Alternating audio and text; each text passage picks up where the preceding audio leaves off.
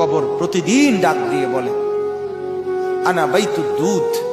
প্রত্যেকের কবর প্রত্যেককে ডেকে বলে, ও আল্লাহর বান্দা, জানো আমি পোকামাকড়ের ঘর, পোকামাকড়ের ঘর।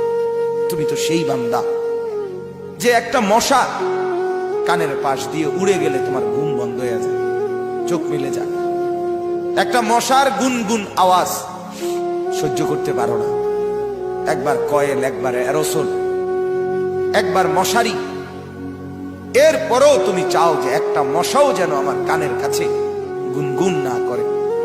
তো 5 ঘন্টার ঘুমের জন্য, 6 ঘন্টার ঘুমের জন্য বান্দা এই যত্ন নিলা, অনন্তকাল কিংবা বছরের পর বছর কবরের যে ঘুম দিবা, পড়ে থাকবা সেই ঘরে, পোকা মাকড়ের ঘর, সেই ঘরে তুমি ঘুমাইবা কেমনে, থাকবা?